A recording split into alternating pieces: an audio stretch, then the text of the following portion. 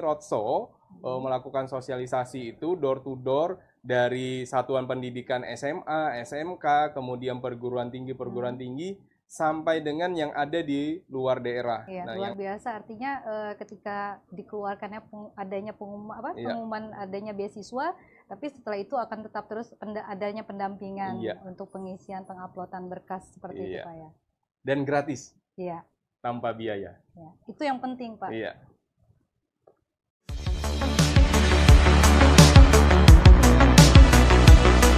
Setelah kedatangan narasumber kita pada podcast kali ini, yaitu Kepala Bagian Kesejahteraan Rakyat Pemerintah Kabupaten Kutai Kartanegara, yaitu Bapak Dendi Irwan Fahriza. Selamat datang Bapak di studio kami. Bagaimana kabarnya hari ini, Pak? Alhamdulillah, baik. Alhamdulillah. Iya, terima kasih sebelumnya Pak ya sudah bisa meluangkan waktunya, bisa hadir bersama kami. Ya, baik Bapak, ini kita akan membahas kali ini mengenai beasiswa Kukar Idaman. Apa sih Pak sebenarnya tujuan dari program beasiswa Kukar Idaman itu? Ya, tujuan dari beasiswa Kukar Idaman ini adalah untuk memberikan fasilitasi beasiswa bagi pelajar, mahasiswa dan mahasiswi yang beridentitas Kutai Kartanegara. Jadi fasilitas ini sebagai upaya untuk menanggulangi angka putus sekolah di Kabupaten Kutai Kartanegara. Ya. Nah, ini kan ada jenis-jenisnya pasti Pak ya, beasiswa Kukar Idaman ini. Apa saja jenis-jenis beasiswanya, Pak? Jadi beasiswa Kukar Idaman ini, sebelum ke jenis mungkin saya menjelaskan terkait dengan pengampu dari beasiswa Kukar Idaman ini ada 3 perangkat daerah. Siapa saja? Yang pertama, beasiswa Kukar Idaman untuk pendidikan tinggi, itu ada di Sekretariat Daerah Bagian Kesejahteraan Rakyat. Ini untuk melaksanakan beasiswa Kukar Idaman di segmen pendidikan tinggi SMA sederajat, kemudian di diploma dan strata, kemudian ada di perangkat daerah BKPSDM, ini untuk beasiswa ASN, kemudian yang terakhir di Dinas Pendidikan dan Kebudayaan, ini untuk beasiswa pendidikan dasar SD dan SMP. Nah, kemudian untuk kategori beasiswa Kukar Idaman yang dilaksanakan oleh Bagian Kesejahteraan Rakyat, itu terbagi menjadi 2 kategori, yaitu beasiswa stimulan dan beasiswa kerjasama. Untuk beasiswa stimulan, kita ada 3 segmen kategori. Yang pertama beasiswa stimulan prestasi akademik. Nah, ini untuk SMA sederajat minimal ranking 3. Kemudian yang untuk strata minimal indeks prestasinya 3,0 dan maksimal diberikan untuk mahasiswa-mahasiswi sampai dengan 8 semester atau 4 tahun. Nah, kemudian yang kedua, prestasi non-akademik. Nah, ketika tidak memiliki prestasi akademik, maka kita bukakan ini kategori prestasi non-akademik. Prestasi non-akademik ini mensasar untuk SMA dan pendidikan strata diploma. Ini untuk atlet yang berprestasi, juara 1, juara MTQ, juara 1, kemudian pemuda berprestasi, pramuka. Jadi yang memiliki sertifikat keahlian dan juara, silahkan mendaftar di kategori beasiswa prestasi non-akademik. Kemudian yang terakhir, beasiswa yatim, piatu, yatim dan piatu dan prasejahtera. Jadi ketika tidak berprestasi akademik, ketika tidak ada prestasi non-akademik, bisa masuk ke kategori yang ketiga dengan cukup melampirkan surat keterangan minimal dari lurah, kades, kemudian surat keterangan terdaftar di DTKS atau masuk 9 kriteria DTKS. Dan hal ini terkait dengan DTKS tidak perlu calon penerima beasiswa datang ke kabupaten atau ke dinas sosial untuk mengurus surat keterangan masuk dalam DTKS, cukup koordinasikan dengan puskesmas setempat yang ada di kelurahan, yang ada di desa. Nah, kemudian baru diupload semuanya di website beasiswakukarkap.go.id. Jadi artinya untuk masyarakat atau anak sekolah SD, SMP, SMA itu bisa semua mendaftar, tergantung kategori yang dia mau pilih gitu ya, mau tergantung kategori apa yang mereka pilih dan apa yang mereka punyai. Misalnya mereka punya prestasi, ranking, atau mereka punya sertifikat juara, silahkan masuk di situ. Akademi gitu ya. Kemudian yang kedua, ada beasiswa kerjasama tematik pupus. Itu seperti apa itu? Beasiswa kerjasama tematik pupus ini kami bergerak berdasarkan dengan kebutuhan tematik pembangunan daerah. Misalnya salah satunya kebutuhan kita terhadap program dedikasi di Sapa. Yang leading sektornya ada di Dinas Komunikasi dan Informatika. Kita membutuhkan sarjana-sarjana informatika. Nah, dengan potret saat ini, banyak sarjana-sarjana informatika yang open recruitment di Kabupaten Kutai Kartanegara ini bukan beridentitas Kutai Kartanegara. Nah, berdasarkan hal itu, Dinas Komunikasi dan Informatika mengajukan permohonan ke kami, sehingga kami bekerja sama dengan Telkom University untuk mewujudkan SDM Informatika. Dan ini diberikan beasiswa tuntas sampai dengan 4 tahun 8 semester dengan syarat minimal indeks prestasi per semesternya 3,0 dan indeks prestasi kumulatifnya itu 3,0. Dan diberikan biaya tuntas maksimal kami berikan di tahun kedua ini, angkatan kedua ini kurang lebih 260 juta.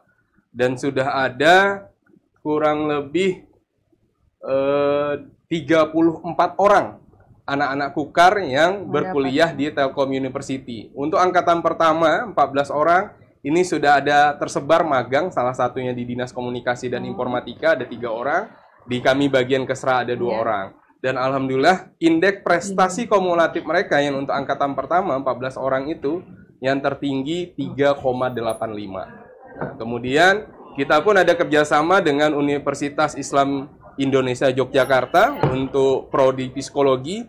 Kenapa kita mengarahkan ke prodi psikologi? Karena kebutuhan terhadap SDM psikologi ini sangat tinggi. Dan ini nantinya akan dikaryakan di Dinas Pemberdayaan Perempuan dan Perlindungan Anak. Kalau kita lihat tren 2 tahun terakhir ini, tren kekerasan terhadap perempuan dan anak itu meninggi dan kita sangat minim SDM psikologi yang asli Kutai Kartanegara. Kemudian yang berikutnya kita punya kerjasama dengan STPN, Sekolah Tinggi Pertanahan Nasional Yogyakarta. Kenapa ini ada? Karena kita butuh SDM pertanahan. Karena kita sebagai mitra IKN, banyak permasalahan pertanahan yang harus kita tuntaskan, tapi kita tidak memiliki SDM pertanahan. Angkatan pertama ada 33 orang diploma 1, yang insya Allah akan diwisuda tanggal 3 September ini. Jadi selepas 3 September kita akan memiliki 33 orang SDM pertanahan yang nantinya akan bekerja dan dikaryakan di Kabupaten Kutai Kartanegara. Jadi artinya putra-putra daerah ini punya kesempatan semua untuk bisa berpendidikan lebih tinggi lagi gitu ya. Dan peluang itu terbuka luas dan lebar. Siap. Ya Pak, ini berapa besar beasiswa yang dialokasikan untuk tahun 2024 serta berapa besar beasiswa yang dialokasikan untuk tiap jenis beasiswa yang diterima oleh siswa atau mahasiswanya? Ya, total alokasi di APBD murni tahun ini untuk tahap pertama kurang lebih ada 40 miliar. Kemudian yang sudah terrealisasi kurang lebih 30 miliar. Dan ini tersebar untuk beasiswa stimulan itu kurang lebih ada 11 miliar. 11 miliar, kemudian sisanya untuk beasiswa kerjasama itu kurang lebih ada 16 miliar. Jadi apakah ini ada perbedaan dari tahun sebelumnya dengan alokasi beasiswa ini? Apakah ada peningkatan atau bahkan penurunan untuk setiap tahunnya? Kalau barometer berdasarkan tahun lalu untuk capaian 2 tahap itu kurang lebih 2.500. Kalau tahun ini baru 1 tahap yang kita buka capaiannya sudah 2.944 orang yang menerima beasiswa. Artinya jadi totali dua tahapan tahun lalu ini bisa dicapai dengan 1 tahapan. Ya, ini bolehkah warga Kukar yang tinggal di luar dari Kabupaten Kukar ini bisa mendapatkan beasiswa ini, Pak? Ya, jadi tadi salah satu sasarannya adalah warga Kukar yang beridentitas Kutai Kartanegara. Jadi walaupun dia kuliah di luar Kalimantan Timur, itu boleh dia mendaftar. Karena barometernya tahun kemarin dan tahap pertama ini, kita yang pondok pesantren pun ada melakukan verifikasi validasi data itu di Yogyakarta, kemudian di Surabaya. Jadi banyak memang pelajar, mahasiswa-mahasiswi Kutai Kartanegara yang berkuliah di luar Kalimantan Timur dan studi di luar Kalimantan Timur. Artinya walaupun mereka berkuliah di luar, yang terpenting adalah mereka bisa memenuhi syarat yang telah ditentukan. Bisa memenuhi dan mengakses. Ya. Baik, ini apakah ada bentuk perjanjian kesepakatan nih Pak untuk penerima beasiswa?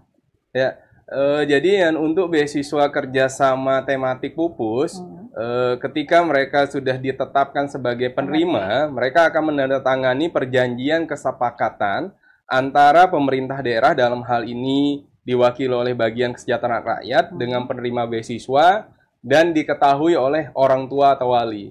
Kenapa ini perlu?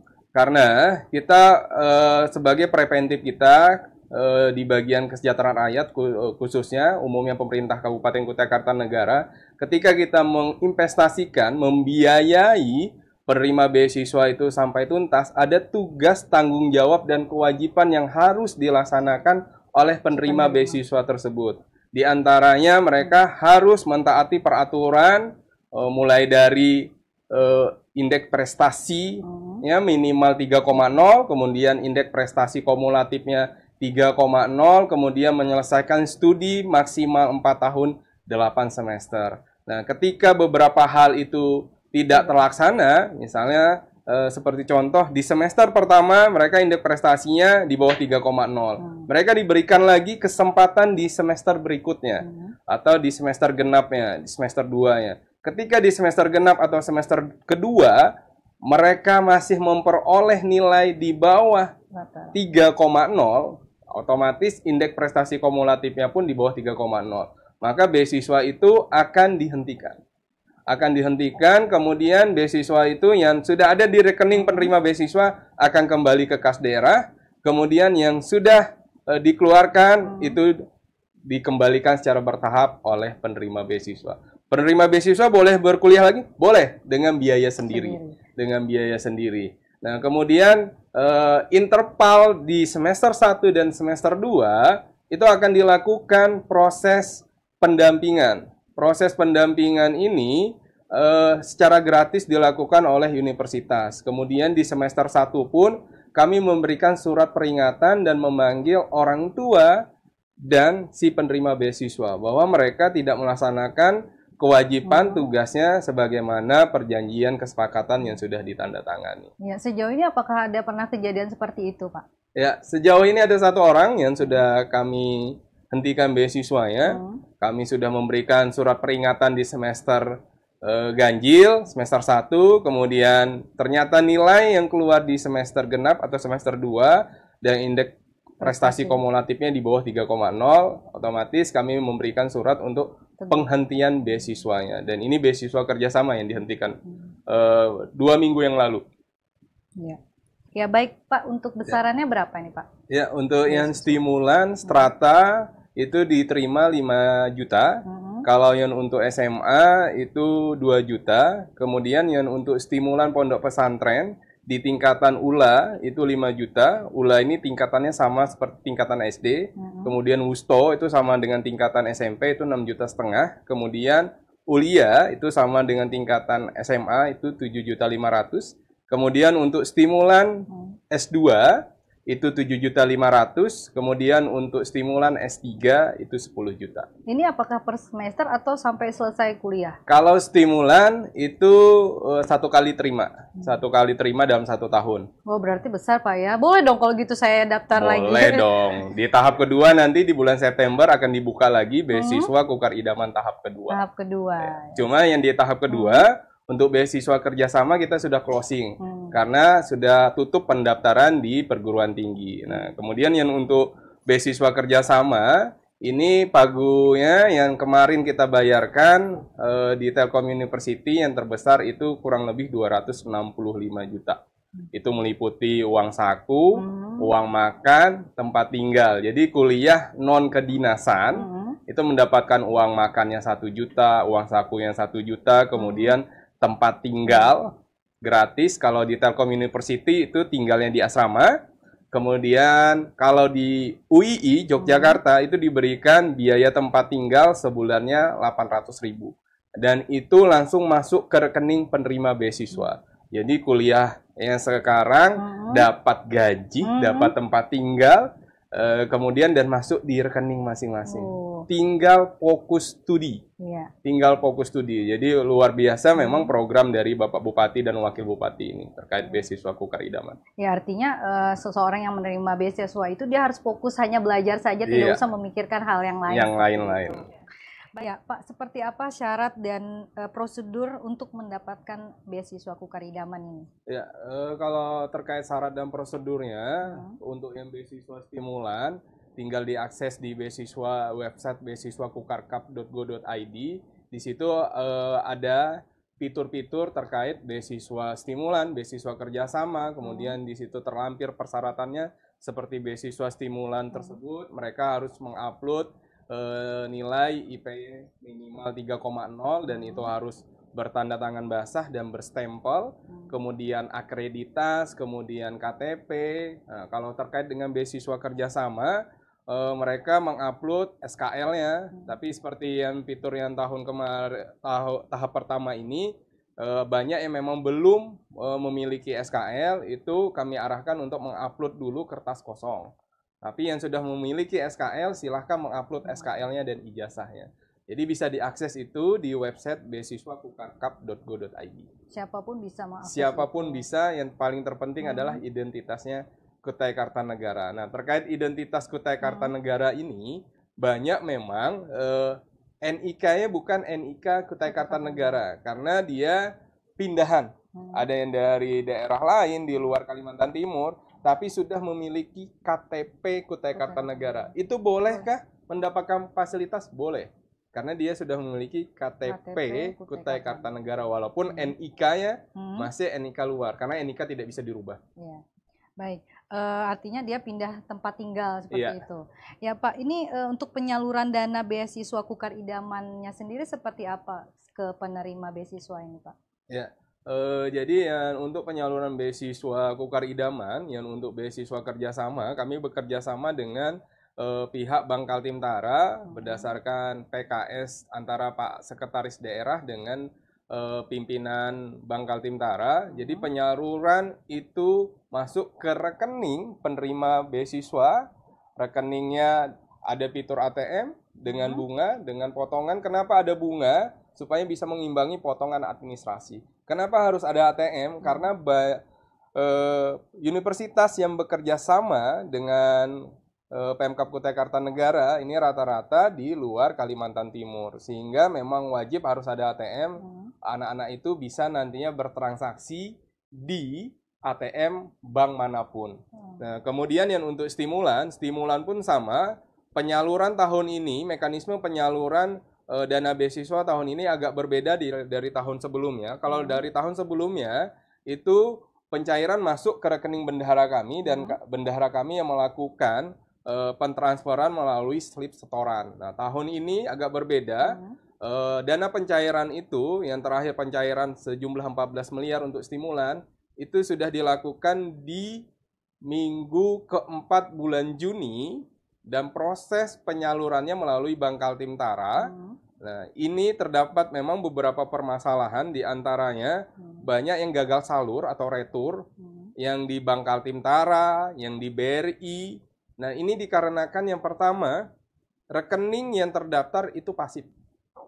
Kemudian yang kedua, nomor rekening tidak terdaftar di bank yang bersangkutan. Nah, dua hal ini yang menyebabkan gagal salur. Nah, harapan kami mahasiswa-mahasiswi pelajar Kutai Kartanegara yang sudah ditetapkan sebagai penerima beasiswa, tolong dicek aktif atau tidaknya rekeningnya. Kemudian yang kedua, kebenaran dari nomor rekeningnya. Nah, apabila pasif, cepat melakukan pengaktifan kembali atau pembukaan rekening baru dan melapor ke bagian Kesra di ruang pelayanan teknis dan administrasi kesejahteraan rakyat, gedung C, lantai 1, kantor Bupati Kutai Kartanegara. Ya, karena memang seperti yang pernah saya dengar, memang ada beberapa mahasiswa yang mengeluhkan itu Pak, kenapa saya belum dapat transferan beasiswa? Ternyata ini kejadian seperti ini permasalahannya. Jadi artinya mahasiswa yang penerima beasiswa ini mencoba untuk mengecek kembali, aktifasikan kembali kartu ATM-nya atau buku rekeningnya.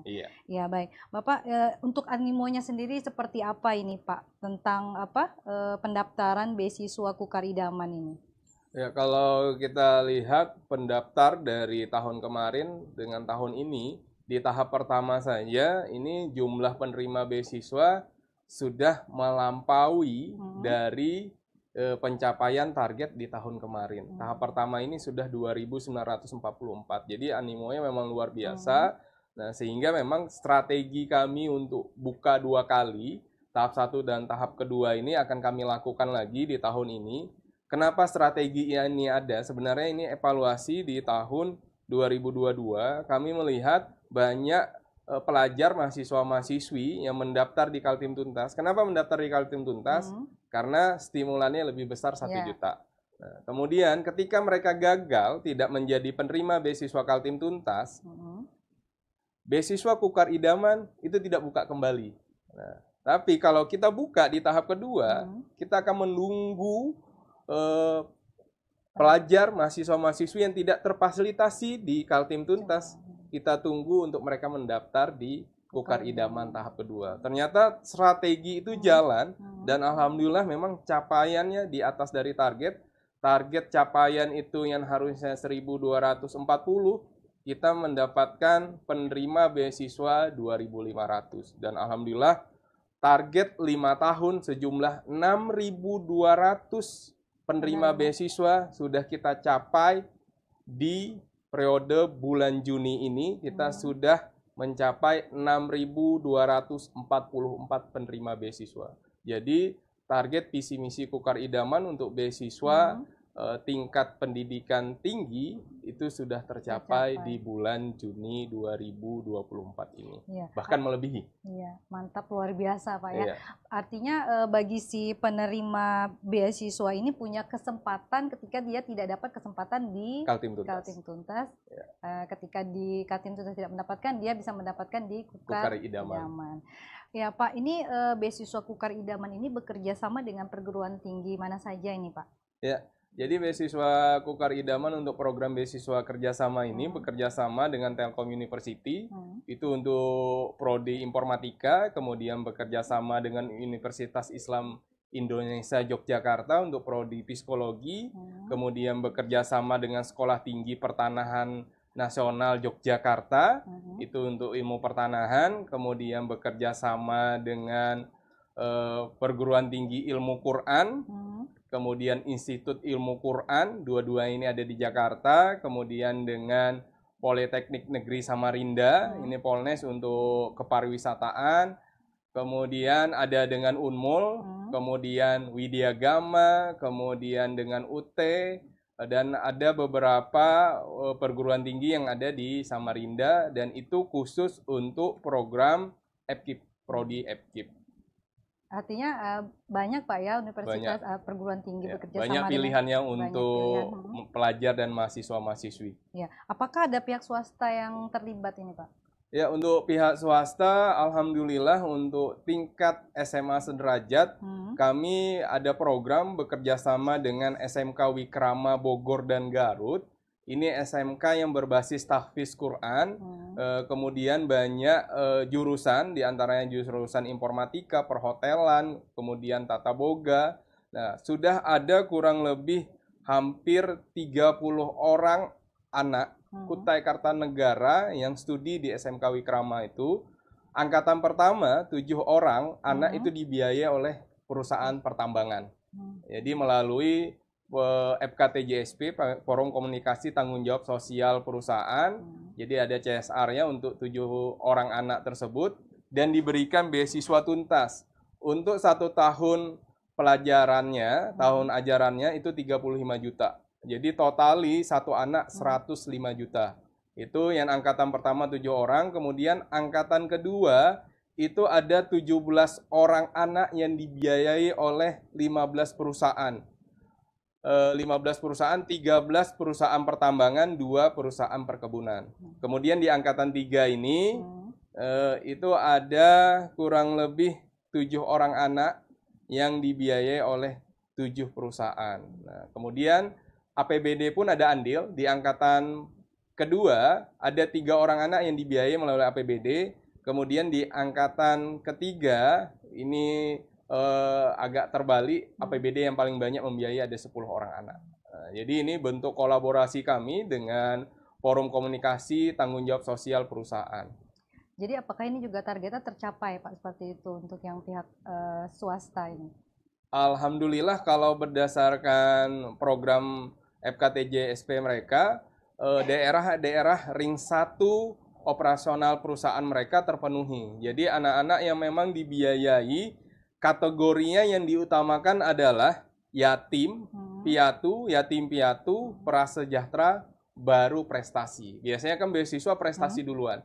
Jadi mereka memang menyasar 5 kategori ini dan itu fokus di ring 1 perusahaan. Karena ini sudah tercapai seperti itu Pak ya, apakah program ini akan terus berlanjut ini Pak setiap tahunnya? Ya, insya Allah program ini akan terus berlanjut walaupun capaian target program ini sudah tercapai di bulan Juni tadi, bahkan melebihi target 44 orang penerima. Insya Allah ini akan berlanjut dan insya Allah kami akan buka kembali tahap kedua di bulan September ini beasiswa Kukar Idaman dengan menyasar penerima beasiswa stimulan tingkat SMA sederajat, diploma, insya Allah akan dibuka diploma D3, strata 1, strata 2, dan strata 3. Baik Bapak, karena kita sudah hampir di penghujung acara bincang kita, sebelumnya sebagai Kepala Bagian Kesejahteraan Rakyat Pak ya, Pemerintah Kabupaten Kutai Kartanegara, harapannya seperti apa ini Pak? Ya, harapannya kepada seluruh pelajar, mahasiswa-mahasiswi yang ada di Kabupaten Kutai Kartanegara yang memiliki KTP Kutai Kartanegara, jangan dilewatkan dan disia-siakan kesempatan dan program fasilitasi dari pemerintah daerah ini, karena jarang ada pemerintah daerah yang menyiapkan program beasiswa yang seperti disiapkan oleh pemerintah Kabupaten Kutai Kartanegara. Jadi jangan sampai dilewatkan, karena kita tidak bisa bekerja sendiri-sendiri, kita harus bekerja bersama. Kemudian kita sudah pasti menjadi mitra ibu kota negara. Mitra bukan penyangga. Ketika kita bicara mitra IKN, kita harus menyiapkan SDM kita sebaik-baiknya dan kita harus menginvestasikan anggaran kita untuk SDM. Memang hasilnya tidak bisa cepat, tapi nantinya ini akan terwujud sesuai dengan misi kedua, visi misi Kukar Idaman untuk mewujudkan sumber daya manusia yang berakhlak mulia, unggul, dan berbudaya. Untuk beasiswa kerjasama tematik pupus, nantinya mahasiswa-mahasiswi yang sudah selesai, insya Allah akan dilakukan open recruitment berdasarkan dengan kebutuhan di perangkat daerah yang mengajukan kebutuhan SDM tematik. Salah satu contohnya seperti SDM tematik informatika, nantinya lulusan dari perguruan tinggi Telkom University itu akan dilakukan open recruitment di Dinas Komunikasi dan Informatika. Mengabdi minimal 5 tahun. Mengabdi minimal 5 tahun dengan salary UMK. UMK kita saat ini 3.125.000. Siapa tahu nantinya ketika kita menjadi mitra IKN itu bisa jadi 2 digit. Ya, mengabdi minimal 5 tahun berdasarkan dengan pengaju kebutuhan dari perangkat daerah terkait, dan ini menyesuaikan dengan formasi yang tersedia. Ketika memang formasi tidak tersedia di Kabupaten Kutai Kartanegara, maka kami akan mendorong pihak perguruan tinggi untuk memanfaatkan relasinya, di mana perguruan tinggi itu hampir 80% lulusan dari perguruan tinggi tersebut tersalurkan di relasi-relasi mereka untuk bekerja. Dan insya Allah salary-nya pun di atas dari UMK Kabupaten Kutai Kartanegara. Siap. Baik, Bapak, terima kasih atas waktunya sudah hadir di studio kami. Terima kasih sekali lagi Bapak ya.